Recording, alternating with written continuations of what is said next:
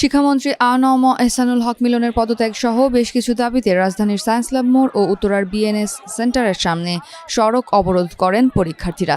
এতে ওই দুই এলাকার যান চলাচল বন্ধ হয়ে যায়। 14 জুলাই সকাল 11:30টার দিকে শিক্ষার্থীরা এসব সড়ক অবরোধ করেন।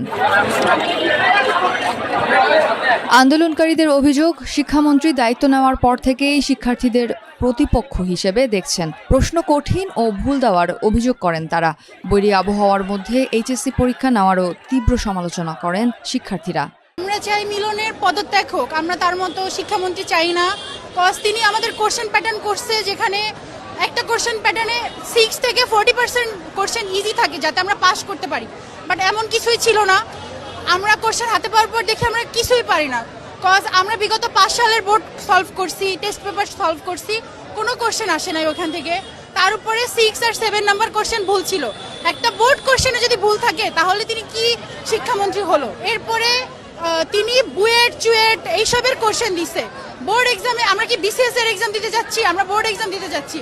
তার উচিত ছিল আমাদের দিকটা বিবেচনা করা। আমাদের মানসিক এবং শারীরিক নির্যাতন করেছে। গত ইংলিশ সেকেন্ড পেপার পরীক্ষা হতে ফিজিক্স ফার্স্ট পেপার পরীক্ষা পর্যন্ত রীতিমতো তিনি আমাদের মানসিক এবং শারীরিক টর্চারের উপরে রেখেছেন।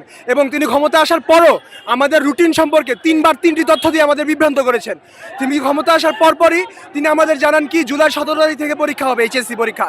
তারপর আমরা জানতে পারি কি জুনের 7 তারিখে সেটি নেওয়া হয় এবং জুনের 7 তারিখ থেকে পরে সেটি আবার জুলাইয়ের 2 তারিখে নেওয়া হয়। রীতিমতো বিভ্রান্তিকর তথ্য দিয়েছেন তিনি আমাদের। এবং আমরা রাস্তায় ডুবে ডুবে পরীক্ষা দিতে যাই, তার কোনো চিন্তাই নাই। আমরা অবরোধ করছি। আমি একটা এইচএসসি স্টুডেন্ট, আমার এক্সামের কোশ্চেন খুবই বাজে হচ্ছে। আমরা 10 বছরে যে বোর্ডে যেরকম কোশ্চেন সিমিলারের মধ্যে কোনো টাইপের মধ্যে আমাদের কোশ্চেনগুলো পড়তেছে না।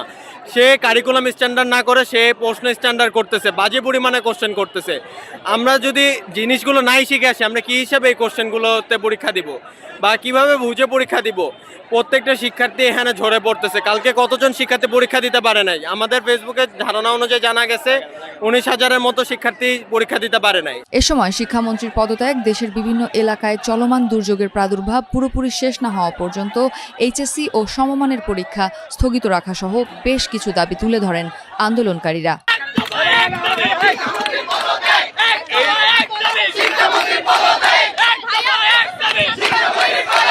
আমাদের আন্দোলনের দাবিগুলোর মধ্যে ছিল, প্রথমত যতদিন বৈরী আবহাওয়া বিরাজ করবে ততদিনের জন্য এইচএসসি পরীক্ষা স্থগিত করতে হবে।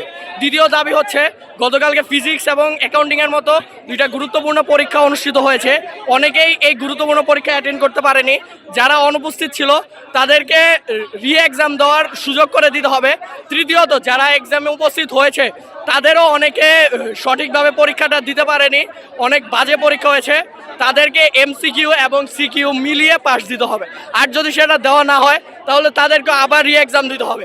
এদিকে আন্দোলনরত শিক্ষার্থীদের সঙ্গে কথা বলেন ছাত্রদলের সাধারণ সম্পাদক নাসির উদ্দিন নাসির। তিনি শিক্ষার্থীদের সরকারের সঙ্গে আলোচনা করার জন্য আহ্বান জানান। বন্যার কারণে যে বিভিন্ন অঞ্চলে বৃষ্টিপাত হচ্ছে, বন্যা হচ্ছে, সেটার জন্য আপাতত সাময়িক সময়ের জন্য পরীক্ষা স্থগিত। সেটা তো গতকাল বাংলাদেশ জাতীয়তাবাদী ছাত্র দলের পক্ষ থেকেই করা হয়েছে।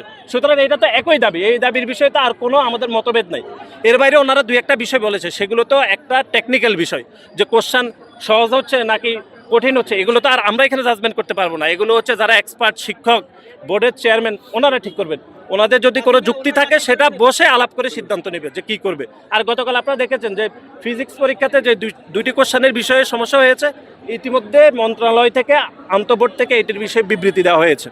আমি মনে করি ওটা ওইখানে সমাধান হয়েছে। এর বাইরে যদি কোনো যুক্তি থাকে সেটি আমি মনে করি আলাপ আলোচনার মাধ্যমে সমাধান হবে। এখানে কোনো বাড়তি কোনো জটিলতা নেই।